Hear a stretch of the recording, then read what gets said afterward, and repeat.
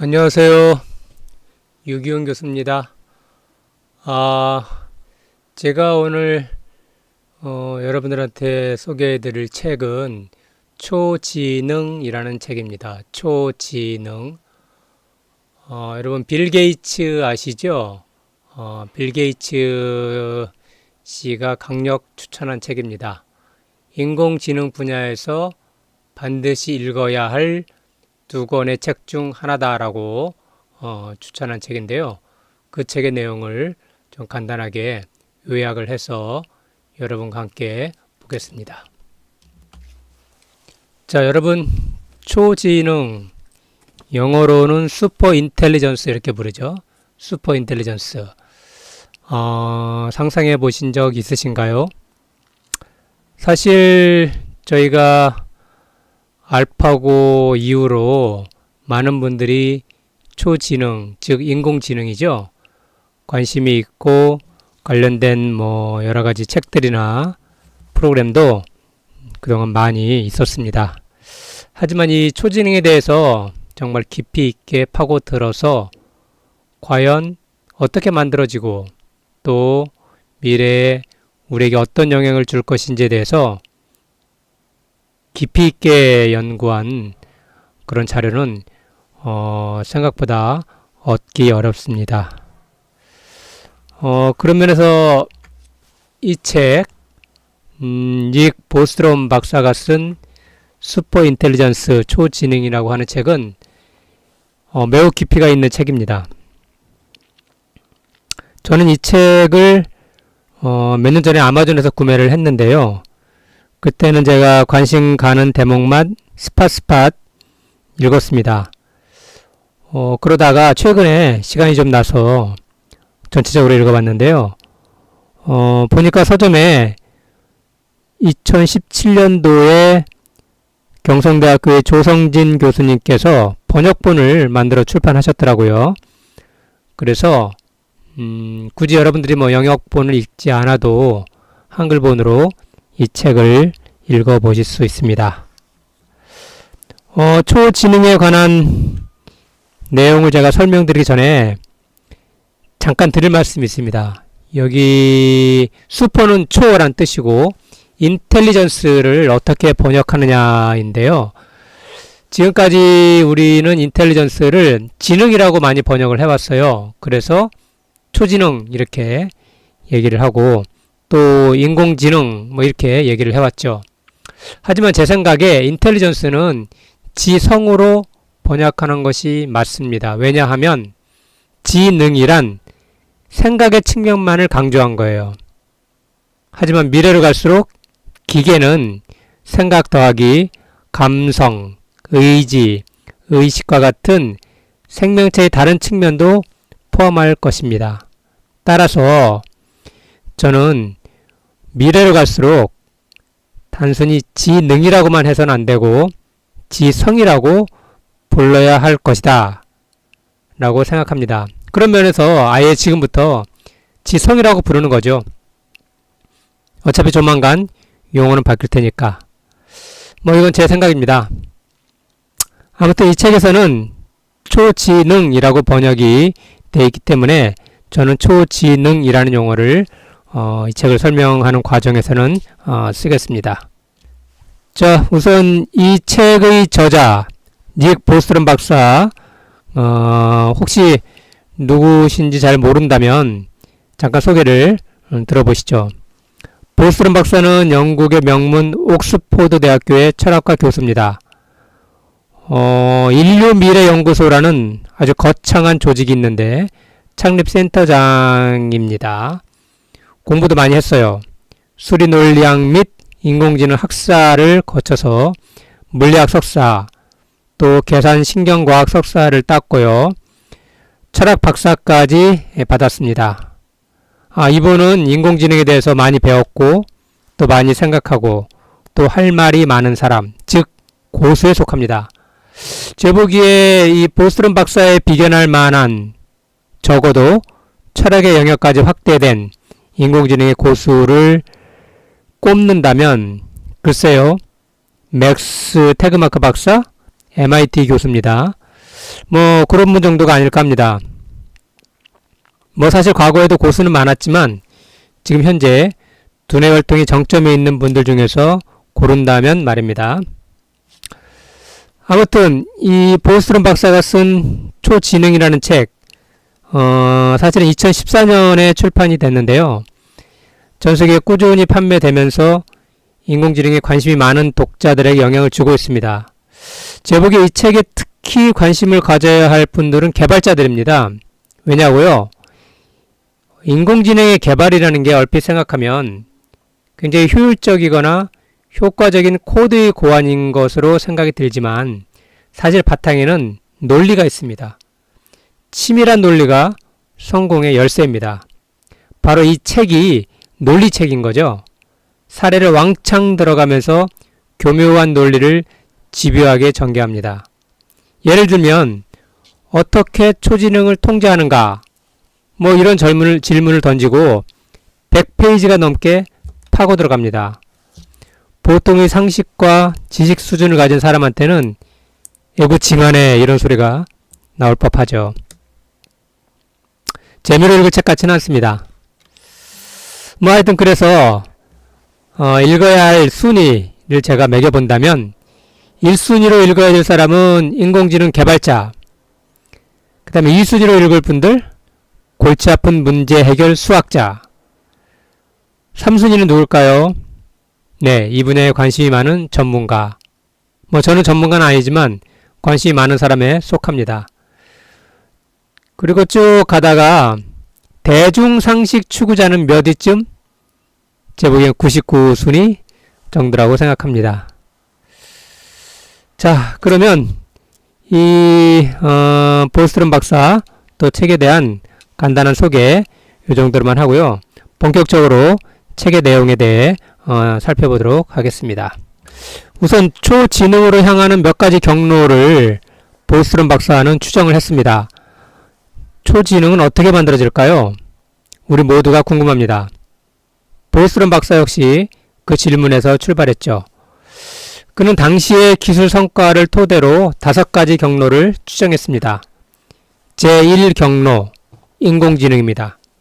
인간의 두뇌 신경망과 비슷한 메커니즘의 컴퓨터 두뇌 신경망을 만들어 학습시키는 것입니다.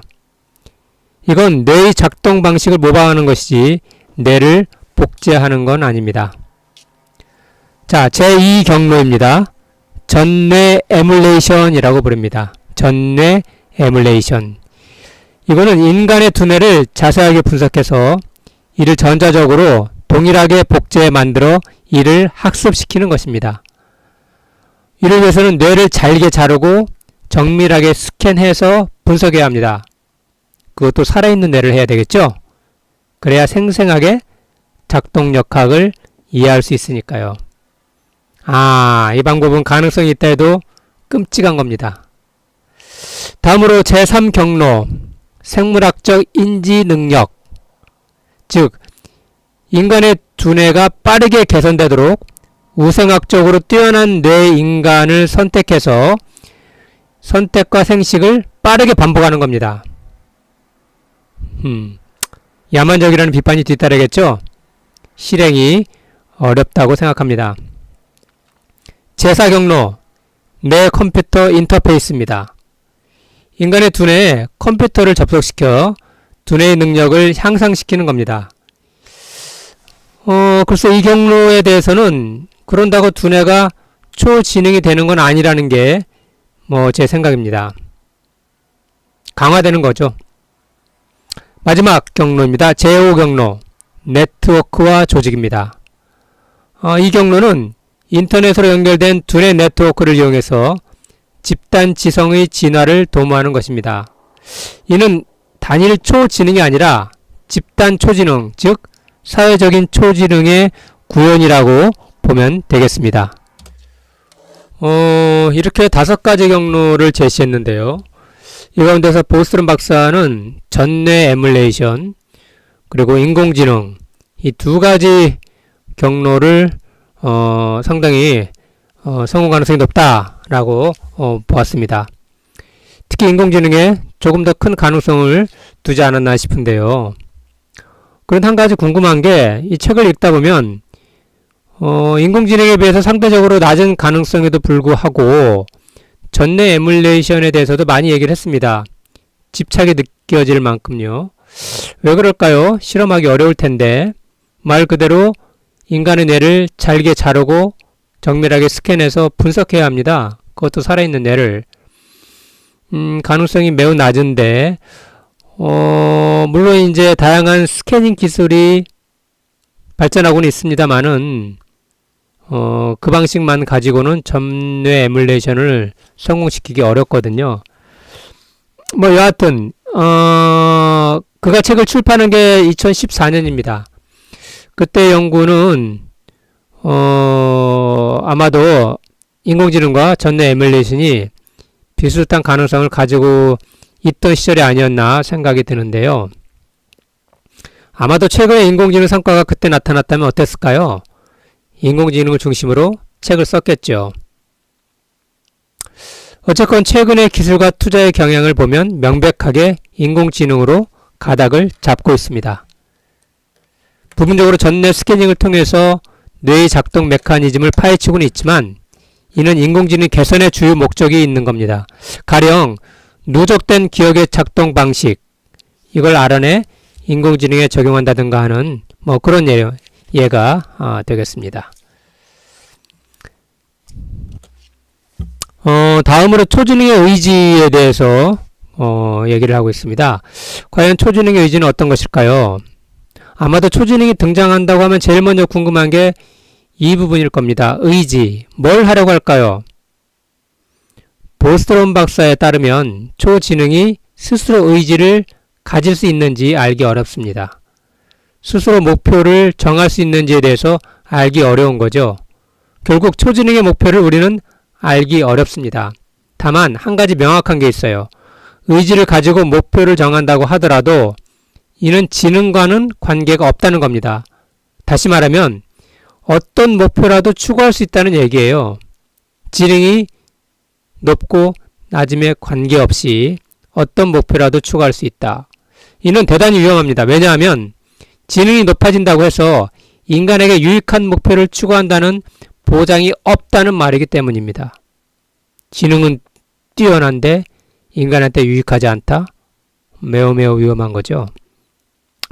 자, 초지능의 목표를 알기는 어렵지만 그 목표를 추구하는 과정에서 반드시 거쳐야 할 단계가 있다고 합니다. 이를 통해서 초지능의 행동을 어느 정도 예측 가능할 것으로 여기고 있습니다. 이들 단계는 자기 보호, 다음으로 목표 콘텐츠의 보전, 목표를 보전해야 되겠죠, 그죠? 그다음에 인지 능력 향상, 그리고 기술적 개선, 마지막으로 자원 획득입니다. 다시 볼게요.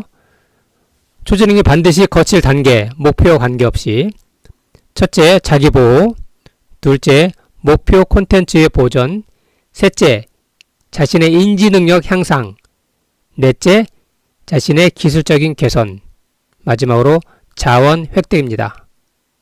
자, 이렇게 어떤 목표를 초지능이 가지고 있든지 간에 이들 단계를 반드시 거칠 것이라고 보고 이걸 통해서 초지능의 행동을 또 의지를 목표를 우리가 어느 정도 예측할 수 있지 않을까라고 보스론 박사는 생각하고 있습니다. 여기서 잠깐만요. 제가 약간 사족을 달고 싶은 게 있는데요. 의지와 목표라는 거에 대해서 좀 생각 좀 해보고 싶어요. 좀 따분한 주제이긴 한데 제가 이런 거 그냥 못 넘어가거든요. 자, 보스트론 박사는 의지에 의해서 목표가 정해진다고 보는데요. 제 보기에 목표는 의지와 관계가 없습니다. 왜냐하면 목표는 감성에서 나오기 때문이죠. 사람을 보면 돼요. 모든 사람들의 최종 목표는 뭡니까? 행복이죠. 행복은 어디서 나와요? 감성에 기초한 거죠. 즉, 사람은 좋은 느낌을 지속적으로 주는 행복이라는 상태를 상상하고 그것의 달성을 최종 목표로 삼습니다. 그럼 의지는요? 그건 목표를 추진하는 동력입니다. 다시 정리해 볼게요. 감성에서 목표가 나오고요. 목표를 달성하기 위해 의지가 동원되는 겁니다. 보스론 박사는 이런 구조를 잘 모르는 듯해요. 결과적으로 감성을 생략하고 의지와 목표를 섞어버렸어요. 뭐 하여튼 그래서 제 논리에 따라서 계속 나가보면 초지능은 어때요? 감성이 없죠? 당연히 목표를 스스로 정할 수 없습니다. 따라서 외부에서 제공이 되어야 하죠. 어쩌면 사람처럼 행복이라는 최종 목표를 하나 받은 후에 스스로 그 하위에 다양한 소목표들을 설정할 수도 있습니다. 그 과정에서 행복이 무엇인지에 대해 스스로 밝혀내려 할 것입니다. 행복이 무엇인지 아는 방법은 뭘까요? 바로 사람을 관찰하는 것이죠. 그 결과 초지능은 앞서 말한 자기보호, 인지능력 향상, 기술적 개선, 자원 획득 이런 소목표를 만들지 않을까요? 뭐 이렇게 얘기를 해보면 결과적으로 볼 때 제 논리에서건 또는 보스트론 박사의 논리에서건 초지능은 일정한 중간 단계, 즉 소목표를 가집니다. 뭐 그런 면에서는 마찬가지입니다. 자, 결국 초지능의 의지, 즉 목표에 대한 보스트롬의 추론은 결국 알기 어렵다는 거죠. 여기에 제 견해를 살짝 덧붙이면 초지능 스스로 정하지 못할 가능성이 크다. 그래서 아마도 외부에서, 즉 개발자가 제공할 것으로 봅니다. 햄버거를 굽는 것과 같은 아주 구체적이고 작은 목표일 수도 있지만 행복의 추구와 같이 크고 모호한 목표일 수도 있습니다. 이들 목표를 위해 작은 소목표들을 스스로 정할 수는 있겠죠. 다음으로 지능 대확산과 전략적인 우위, 또 인간에 대한 공격, 뭐 이런 주제에 설명을 해드리겠습니다. 우리가 궁금한 게 초지능이 과연 하나의 프로젝트에 의해서 만들어지고 앞서 나갈 것인지 아니면 여러 다수의 프로젝트를 통해서 폭넓게 서로 그 성과를 또는 영향을 주고받으며 진화해 나갈 것인지 이게 이제 궁금한 거예요. 자, 보스론 박사에 의하면 그 대답은 속도에 달려 있습니다. 만일 초지능으로의 도약이 빠르다면 하나의 프로젝트가 두각을 내며 앞서갈 것입니다. 반대로 느리다면 다수의 프로젝트가 앞서거니 뒤서거니 하며 비슷하게 나아가겠죠. 그리고 그 중간의 속도라면 모든 시나리오가 가능합니다. 제 보기에 지금 현재 실리콘밸리의 모습은 딱 느린 편에 속해요. 구글, 엔비디아, 아마존, 마이크로소프트 이런 IT 자이언트들이 고만고만하게 경주하고 있습니다. 그러나 앞으로도 느릴지는 글쎄요, 미지수죠. 뭐 어떤 시나리오든 간에 초지능으로 향하는 과정은 처음에는 매우 느립니다. 그러나 일단 도약이 시작되면 그 속도는 기하급수적으로 가속화되어 급격하게 진화합니다. 그 과정에서 인간 지능 기준선을 통과하게 되죠. 즉 인간이 갖추었다고 하는 지능, 그 선을 통과하는 거죠. 그 다음은 뭐죠? 교차점을 통과합니다. 교차점이란 외부의 요인에 의해서 진화가 이루어지는 최종점입니다. 즉 그 지점을 통과한다면 스스로 자기 개선을 통해서 진화하는 거죠. 더 이상 그 외적인 요인에 의해서 진화하지 않는다는 겁니다. 자, 그렇게 지능 대확산이 일어날 것이다 라고 보고 있습니다. 초지능이 인간을 넘어서서 진화한다면 과연 얼마 정도나 진화할까요? 이걸 우리가 인간 중심으로 보지 않고 제3의 시각에서 그래프로 그려본다면 어떻게 보일까요? 이 그림을 한번 보세요. 여기 보시면 쥐가 나타나고 침팬지, 동네 바보, 그리고 아인슈타인까지 다 나오죠. 여기 보시면 동네 바보와 아인슈타인의 지능 차이는 사실 굉장히 큰 거죠. 엄청나게 큰 거지만 거기에 침팬지나 쥐를 갖다 대면 작아 보입니다. 더 재밌는 거는 여기에 초지능을 대입시키면 어때요? 점점 동네 바보 아인슈타인은 하나의 점처럼 보일 거고요. 나아가서 쥐나 침팬지마저도 하나의 점처럼 보일 거예요. 왜? 초지능이 계속 우측으로 진화하면서 지능이 폭발적으로 성장하기 때문입니다.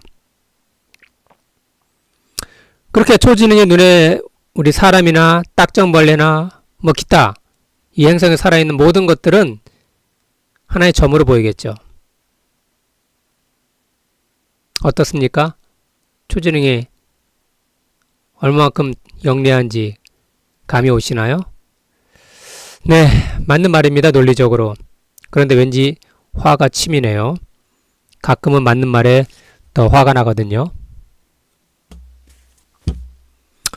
일단 조직이든 개인이든 어떤 프로젝트를 통해서 초지능을 구현하면 확실하게 전략적인 우위를 가지게 됩니다. 시장뿐 아니라 정보, 자원, 통제 모든 면에서 말이죠. 그런 초지능은 어떤 행동을 할까요? 아마도 통제력을 가지려 하지 않을까요? 그렇다면 세 가지 단계를 거칠 것입니다. 1단계, 순환적인 자기 개선 단계로서 지능 대확산이 일어나고 자기 진화의 교차점을 통과합니다. 제2단계, 잠복 계획 기간이고요.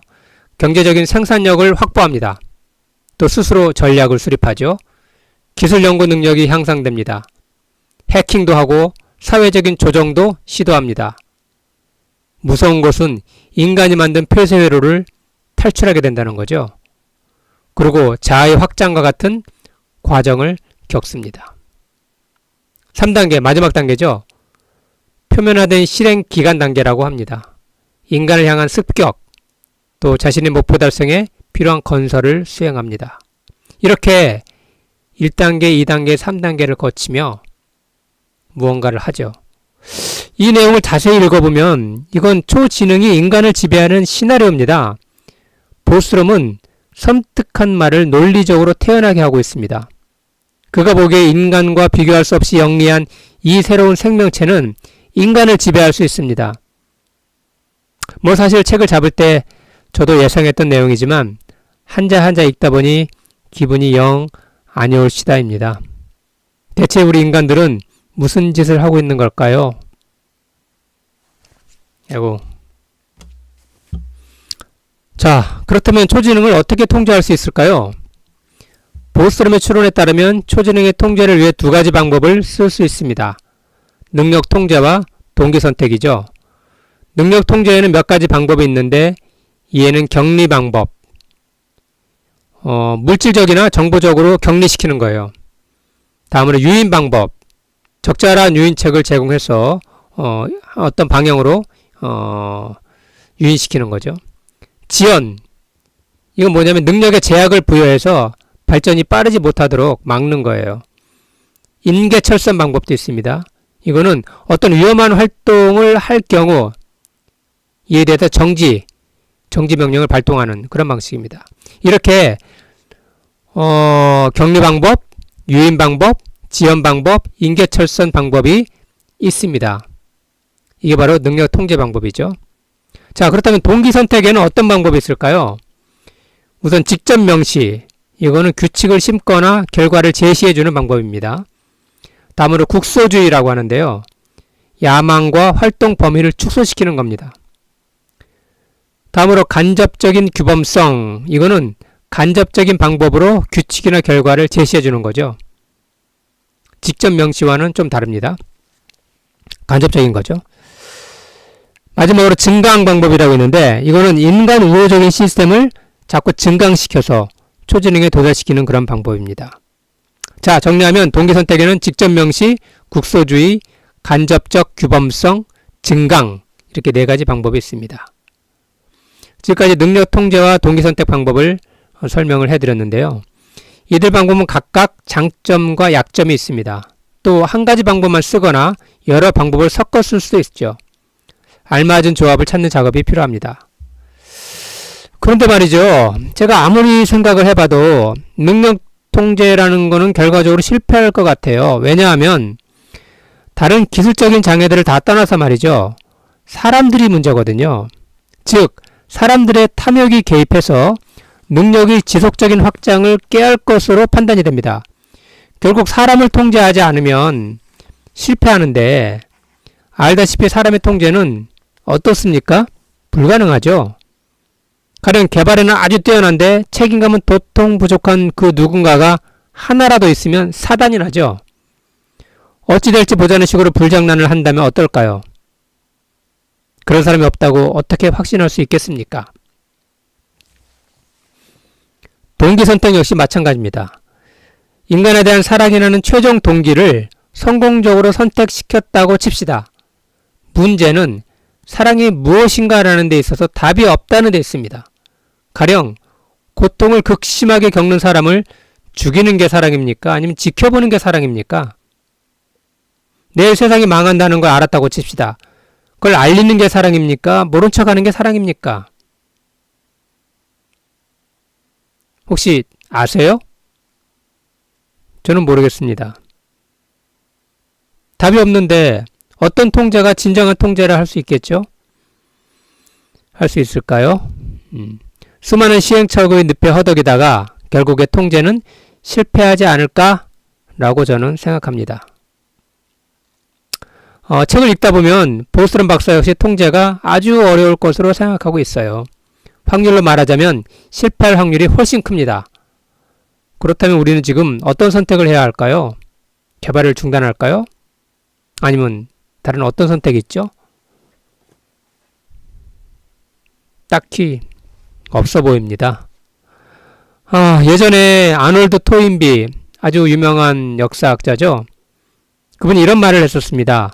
인간의 창조성에는 어리석은 창조성이 포함되어 있다고 합니다.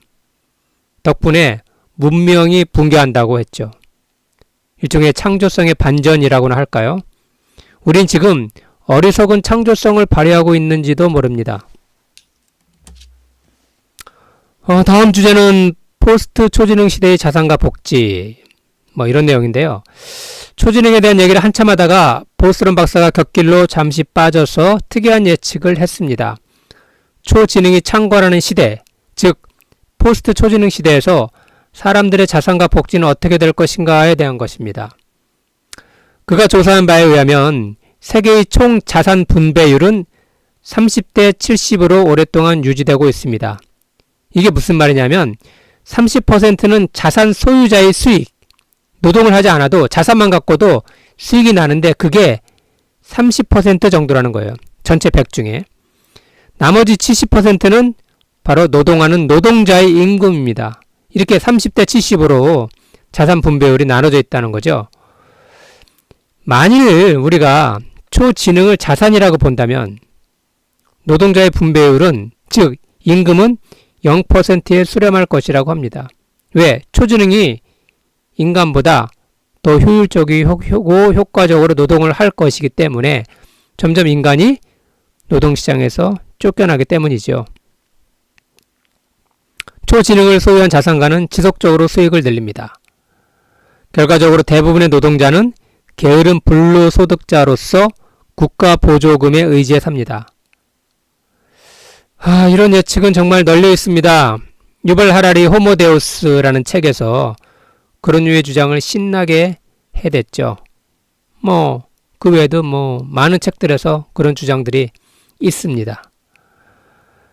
어쨌든 계속해서 보스런 박사는 말합니다. 기술은 극도로 발전하지만 노동자들은 거의 누리지 못한다. 생활비를 절약하기 위해 성장을 방해하고 신진대사를 약화시키는 약을 복용한다. 이럴 수가. 기계 의존의 산소와 영양을 공급받는 병 속의 내가 될지도 모른다. 끔찍한 일입니다. 물론 일부 노동자들은 여전히 돈을 벌기도 하고 가령 예술적, 이상적, 도덕적, 종교적 또는 비실용적인 이유입니다. 인간의 노동을 선호하는 틈새 시장이 있다면, 그렇다면 그런 곳에서 노동자들이 노동을 하겠죠. 그들의 삶은 불로소득자들과는 약간 다를 것입니다. 이에 대해서 제 생각도 사실은 비슷합니다. 빈익빈 부익부에 대한 그의 견해에는 찬성합니다.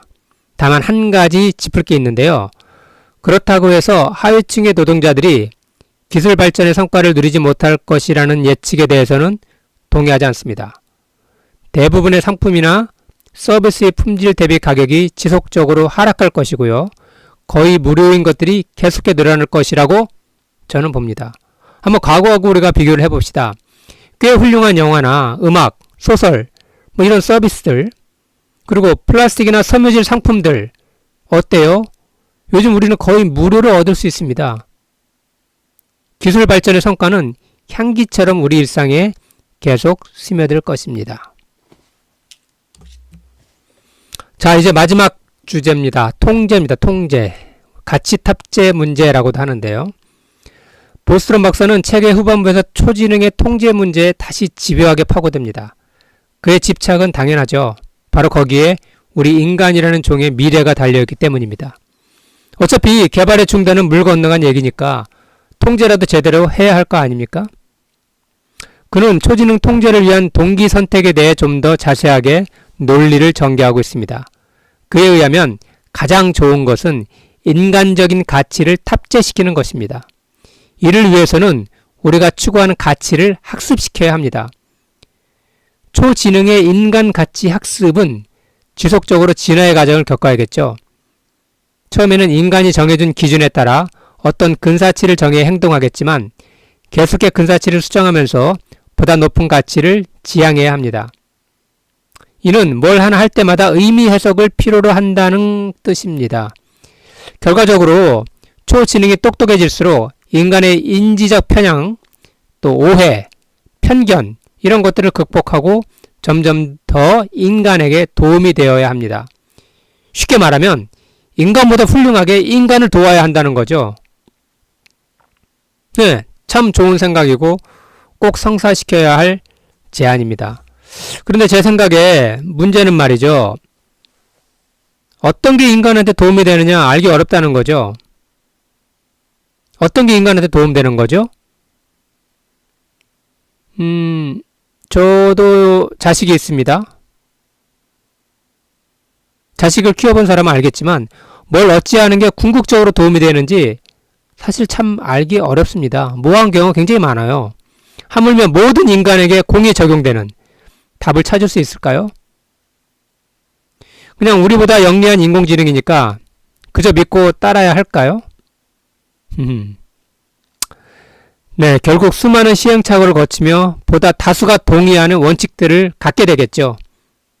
이는 보스룸 박사의 생각이면서 동시에 제 생각이기도 합니다.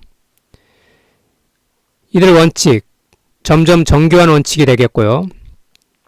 그렇지만 그렇다고 해서 최종 원칙, 최종 해는 아닙니다.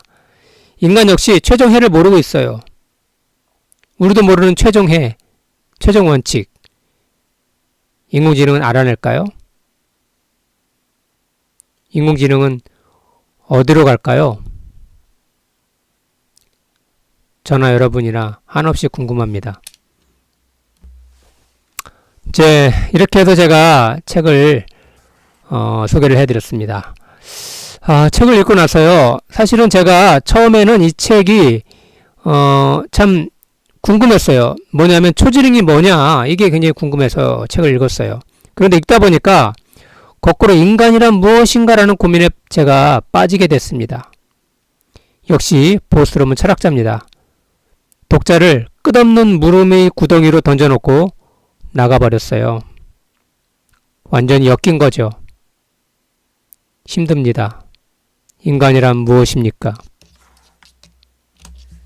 예, 여러분 이상으로 제가 초지능에 대해 소개를 해드렸습니다. 재미있으셨는지 모르겠는데요. 재미와 관계없이 조금이라도 도움이 됐으면 하는 바람입니다. 감사합니다.